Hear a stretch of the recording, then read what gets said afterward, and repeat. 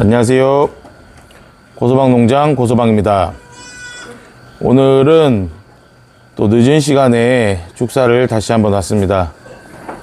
지금 분유를 먹여서 키우는 아가들도 몇 마리 있고, 그 다음에 지금 10월 중순부터 출산이 시작될 모축들이 있어서 틈 나는 대로 이제 축사를 와서 모축들이 혹시나 새끼를 낳다가 잘못되거나 하면 이제 저희가 도움을 좀 줘야 되고, 출산 징후가 보이면 처치를 해줘야 될 일도 있기 때문에 시간이 날 때마다 축사를 자주 들려야 됩니다. 그래서 지금 또 저녁 먹고 좀 쉬었다가 다시 한번 축사를 찾아왔습니다. 이렇게 보시면 젖이 많이 불어있죠. 10월 중순부터 11월 달까지 출산을 할 개체들인데, 한 마리 지금 출산 시작했고, 다른 녀석들은 아직까지는 당장 나올 애들은 없는 것 같습니다. 그래도 또 이렇게 있다가 갑자기 또 낳고 하기 때문에 신경을 많이 써줘야 돼요. 출산할 때는 정말 신경을 많이 써야 한 마리라도 폐사를 줄이고 농장 성공의 밑거름이 될 수 있다고 생각합니다. 그래서 가장 예민하게 생각하고 중요하게 생각할 부분이기도 하고요.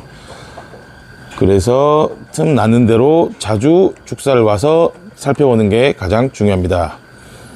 자, 오늘은 축사를 한 바퀴 돌아보면서 또 무슨 얘기를 해볼까 또 고민을 했는데, 조사료에 대해서 얘기를 한번 해보려고 합니다. 저번에 제가 배합사료 주는 영상도 한번 찍었고, 조사료는 너무나도 염소 사육의 중요한 부분이기 때문에 조사료에 대한 부분을 얘기를 안 할 수는 없을 것 같아서 조사료에 관해서 얘기를 한번 해보겠습니다. 저희는 보시다시피 조사료를 무한 급여를 하고 있습니다.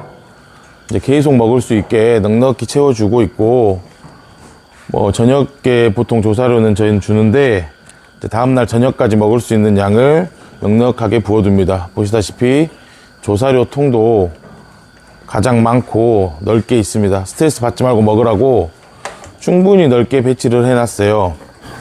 자, 그 다음은 저희가 먹이고 있는 조사료를 한번 보여드리겠습니다. 저희는 보통 수입건초 종류별로 3가지 먹이고, 그 다음에 아버님이 농사 지으시는 유기농 논에서 이제 겨울에 사료작물로 재배하는 라이그라스 먹이고, 그 다음에 생초가 나오는 시기에는 생초를 직접 좀 길러서 이제 생초로 기장이나 라이그라스 등을 먹이고 있습니다. 그래서 총 5가지 정도 조사료를 먹이고 있는데, 지금 보이시는 것은 수입건초입니다. 수입건초는 보통 연맥, 버뮤다, 알팔파 3가지 정도를 먹이고 있어요. 저희가 수입건초를 사오면 한 종류씩 이제 랩으로 싸져 있는데, 이렇게 다 떨어져 있는 이유는 명절 전에 수입건초를 싣고 오다가 제 차가 갑자기 구동축이 부러지는 사고가 있었습니다. 그래서 제가 봉고 EV 전기차를 타다 보니까 소방차가 5대나 왔고, 그런 상황에서 견인을 할 수가 없어서 일단 건초들을 손으로 다 풀어헤쳐서 떨어뜨려 놓은 다음에 이제 지인분용 달차 가지고 가서 다시 실어 와서 지금 이렇게 중구난방으로 펼쳐져 있는 상태인데요. 어쩔 수 없이 이번에는 먹이고 있고, 이제 건초 한번 보시면 여기가 연맥입니다. 연맥은 향기도 좀 달콤하고 달짝지근해서 염소들이 잘 먹어요. 이 연맥이 이제 우리 흔히 아는 귀리인데, 영양분도 좋고 기호성도 좋기 때문에 제가 아주 잘 먹이고 있는 건초입니다. 그 다음에 여기는 이제 버뮤다죠. 버뮤다는 자 보시면 입자가 아주 곱고 부드럽습니다. 이게 아마 잔디 종류인 걸로 알고 있어요. 그래서 이제 아가들도 잘 먹고, 그다음에 부드러워서 허실이 적습니다. 허실도 적고 또 잘 먹기도 하고, 그래서 제가 이제 즐겨 먹이는 건초고, 그 다음이 이제 알팔파인데, 자 알팔파는 이제 콩과식물이다 보니까 이제 독과식물이라고 하죠. 독과식물이다 보니까 단백질 함량이 매우 높고 사료 가치가 아주 높습니다. 그래서 이제 알팔파도 저희가 이제 항상 먹이기는 하는데, 문제는 이제 단백질 함량이 너무 높다 보니까 좀 많이 먹이거나 과하게 되면 문제가 오는 경우가 종종 있어요. 그래서 이제 알팔파 급여를 할 때는 이제 무한 급여는 하지 않고 조금 조절해서 급여를 하고 있습니다. 하루에 한 종류씩 계속 바꿔가면서 주고 있고, 이제 그렇게 주는 이유는 염소들은 잘 질리더라고요. 제가 보니까 잘 질리고, 그 다음에 호기심이 아주 많습니다. 호기심이 아주 많아서 새로운 사료를 줬을 때, 새로운 조사료를 줬을 때 섭취량이 조금 더 늘어나는 것 같은 느낌이 들더라고요. 그래서 저는 날마다 똑같은 이제 조사료를 주지 않고 하루하루 조사를 바꿔가면서 4종류, 5가지 종류를 주고 있고, 물론 이제 조사료마다 다른 성분들이 있기 때문에 뭐 미네랄이라든가 비타민 등 이제 다른 성분들을 갖고 있기 때문에 이렇게 날마다 다른 종류로 주고 있습니다. 염소들이 자연 상태계에서 살아갈 때는 똑같은 풀만 먹진 않잖아요.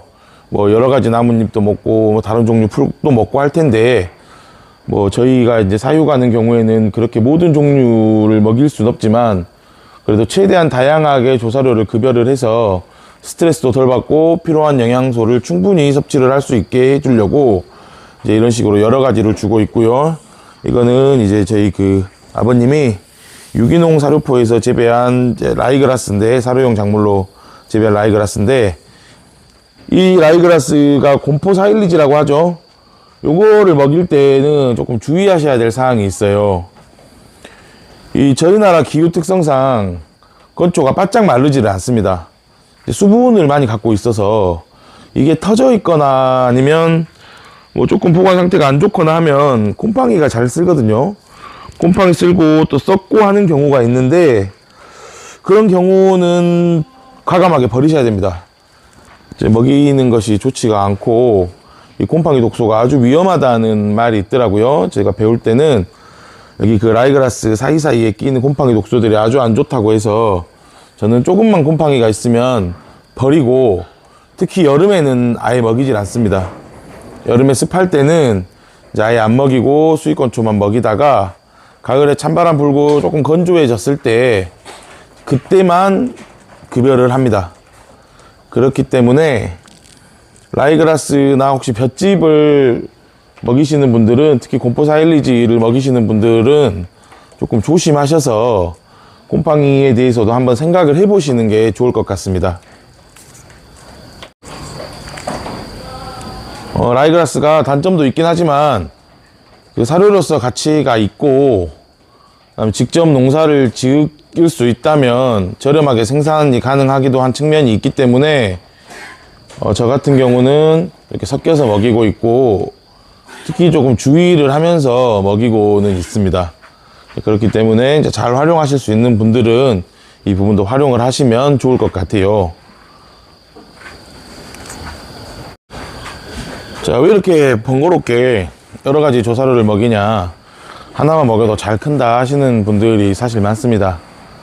많기도 하고, 물론 이게 번거롭고 귀찮은 일이기도 하죠. 이제 사료도 여러 번 다녀야 되고, 그 다음에 먹일 때마다 이제 귀찮기도 하고 한데, 그래도 염소들이 물론 이제 상업적으로 키우는 동물이긴 하지만 염소들이 건강하게 자랄 때 또 저희가 돈을 벌 수 있는 거기도 하거든요.